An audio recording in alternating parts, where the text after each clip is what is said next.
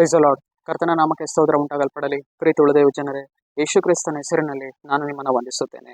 1 ವರ್ಷಗಳು 17ನೇ ಅಧ್ಯಾಯ 14ನೇ ವಚನದಲ್ಲಿ ವಾಕ್ಯ ಈ ರೀತಿಯಾಗಿ ಬರೆಯಲ್ಪಟ್ಟಿದೆ.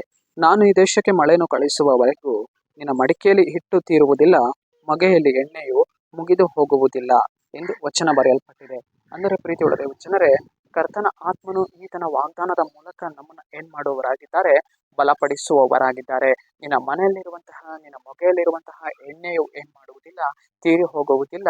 ನಿನ್ನ ಹಿಟ್ಟು ಏನ್ ಮಾಡುವುದಿಲ್ಲ, ಮುಗಿದು ಹೋಗುವುದಿಲ್ಲ ಎಂದು ದೇವರ ಆತ್ಮನು ತನ್ನ ವಾಗ್ದಾನದ ಮೂಲಕ ನಮ್ಮನ್ನ ಏನ್ ಮಾಡುವವರಾಗಿದ್ದಾರೆ, ಬಲಪಡಿಸುವವರಾಗಿದ್ದಾರೆ. ಬರಗಾಲದ ಸಮಯದಲ್ಲಿಯೂ ದೇವರು ಚಾರೆತ್ತ ಊರಿನ ವಿಧವೆಯನ್ನು ಏನ್ ಮಾಡಿದರು, ಪೋಷಣೆ ಮಾಡಿದರು. ಒಂದು ಇಡೀ ಹಿಟ್ಟಿನಿಂದ, ಒಂದು ಮೊಗೆ ಎಣ್ಣೆಯಿಂದ ದೇವರು ಬಡ ವಿಧವೆಯನ್ನು ಪೋಷಣೆ ಮಾಡಿದರು. ಪ್ರೀತಿ ಉಳಿದೇವ ಜನರೇ, ಅದೇ ಪ್ರಕಾರವೇ ನಮ್ಮ ಜೀವಿತದಲ್ಲಿ ಕೂಡ ಕರ್ತನ ಆತ್ಮನು ನಮ್ಮನ್ನ ಏನ್ ಮಾಡುವವನಾಗಿದ್ದಾನೆ, ಪೋಷಿಸುವವನಾಗಿದ್ದಾನೆ. ನಾವು ಎಷ್ಟೋ ಸಾರ್ತಿ ನಾವು ನೆನೆಸ್ತೇವೆ, ನನ್ನ ಜೀವಿತದಲ್ಲಿ ಸ್ವಲ್ಪವಾಗೇ ಇದೆ, ನನ್ನ ಜೀವಿತದಲ್ಲಿ ಅಲ್ಪವಾದ ಕಾರ್ಯವೇ ಇದೆ, ಇದನ್ನಿಟ್ಟು ನಾನು ಹೇಗೆ ಮುಂದೆ ಹೋಗಲಿ ಎಂದು ಅನೇಕ ವಾರ್ತೆ ನಾವು ನೆನೆಸ್ತೇವೆ. ಆದರೆ ಪ್ರೀತಿ ಉಳಿದೇವ ಜನರೇ, ನಾವು ಯೋಚಿಸುವಂಥದ್ದು ಬೇಡ.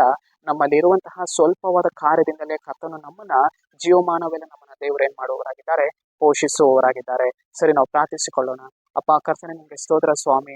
ದೇವರೇ, ಮುಂಜಾನೆ ವೇಳೆಯಲ್ಲಿ ಕರ್ತನೆ ಈ ವಾಕ್ಯ ಭಾಗ ಸಂದೇಶವನ್ನ ನೋಡ್ತಾ ಇರುವಂತಹ ಜನಗಳನ್ನು ಸಂಧಿಸು ಕರ್ತನೆ. ನಿನ್ನ ಜನರ ಜೀವಿತದಲ್ಲಿ ಸ್ವಾಮಿ ನಿನ್ನ ಕ್ರಿಯೆಯನ್ನ ಮಾಡಿ ದೇವರೇ, ಒಂದು ಮೊಗೆ ಇಟ್ಟು ಎಣ್ಣೆಯಲ್ಲಿಯೂ ಒಂದು ಇಡೀ ಹಿಟ್ಟಿನಲ್ಲಿಯೂ ನಿನ್ನ ಜನರನ್ನ ಪೋಷಣೆ ಮಾಡೋದಕ್ಕಾಗಿ ಸ್ತೋತ್ರ.